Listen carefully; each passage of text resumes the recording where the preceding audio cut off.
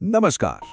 आज हम हिमाचल प्रदेश की बर्फीली पहाड़ियों के बीच दफन एक ऐसे सच्चे और अजीब रहस्य की पड़ताल करने जा रहे हैं जिसका जवाब आज तक किसी के पास नहीं है।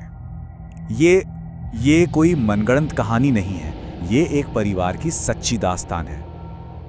और यही एक सवाल इस पूरी मिस्ट्री के सेंटर में है। तो चलिए इस गुत्थी को परत दर परत सुलझाने की कोशिश करते हैं।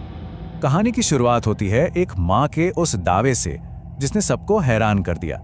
हुआ ये कि जो ट्रैकर्स लापता हुए थे उनमें से एक था रोहन, और उसकी माँ ने पुलिस को कुछ ऐसा बताया जिस पर यकीन करना सच कहूँ तो नामुमकिन सा था।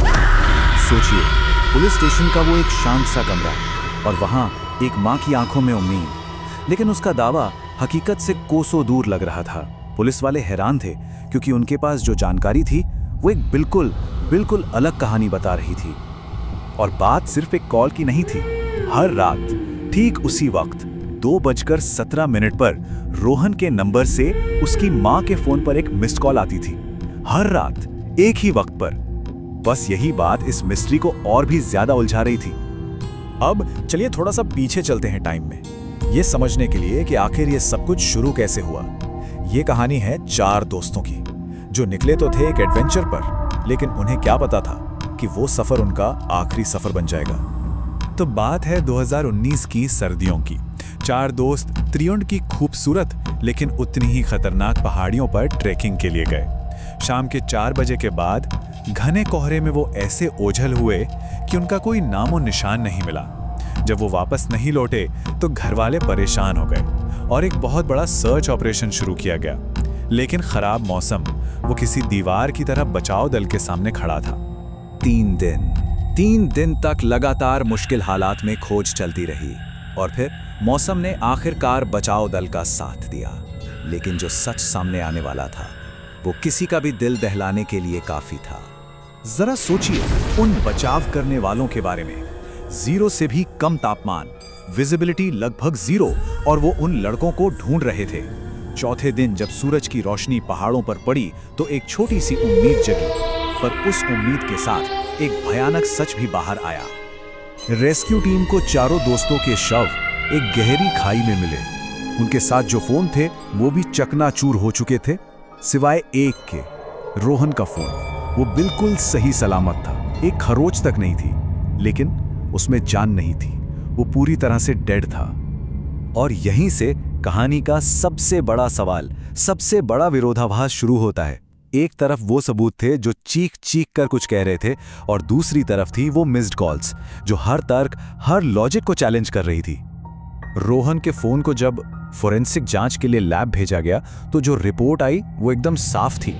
फोन की बैटरी 0% थी, उसके अंदर के जो पावर सर्किट थे वो भी डैमेज हो चुके थे। मतलब साइंटिफिकली कहें तो उस फोन से कॉल करना नामुमकिन था। फोरेंसिक टीम की रिपोर्ट ने एकदम क्लियर कर दिया था कि माँ जो कह रही है वो हो ही नहीं सकता। रिपोर्ट ने इस मामले पर एक तरह से साइंटिफिक मुहर लगा दी थी, लेकिन रहस्य अभी बाकी था।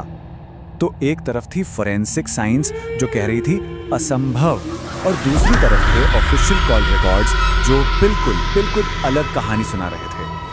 कंपनी के ऑफिशियल कॉल लॉग्स में साफ दर्ज था कि हाँ, लगातार 3 रातों तक ठीक 2:17 पर रोहन के नंबर से उसकी मां को मिस्ड कॉल गई थी। सोचिए, एक तरफ साइंस कह रहा था इम्पॉसिबल, और दूसरी तरफ टेक्नोलॉजी चीख कर कह रही थी हाँ, ये हुआ है। और तो और, जब इन इम्पॉसिबल कॉल्स को ट्रेस किया गया तो सिग्नल ठीक उसी पहाड़ी इलाके से आ रहा था जहां उन 4 की बॉडीज मिली थी। एक डेड फोन उसी जगह से कॉल कर रहा था जहां उसका मालिक मृत पड़ा था। तो ये सब हमें उन सवालों के सामने लाकर खड़ा कर देता है जिनका कोई सीधा जवाब नहीं है। ये केस सबूतों के साथ पुलिस की फाइलों में दर्ज तो है, लेकिन इसे कोई समझा नहीं पाया है। यहाँ आकर विज्ञान और विश्वास दोनों आमने सामने खड़े हो जाते हैं। रोहन की माँ का दिल आज भी बस यही मानता है। उनके लिए ये कोई टेक्निकल ग्लिच नहीं था, ये उनके बेटे का आखिरी मैसेज था, मदद के लिए एक आखिरी पुकार जो उन तक पहुंचने की कोशिश कर रही थी। तो सवाल ये उठता है कि आखिर हुआ क्या था? क्या ये कोई अजीब सा नेटवर्क एरर था, या कोई ऐसा टेक्निकल ग्लिच जिसे हम आज तक समझ नहीं पाए, या क्या ऐसा हो सकता है कि फोन की बैटरी पूरी तरह खत्म होने से ठीक पहले उसने नेटवर्क पर एक आखिरी घोस्ट सिग्नल भेज दिया हो?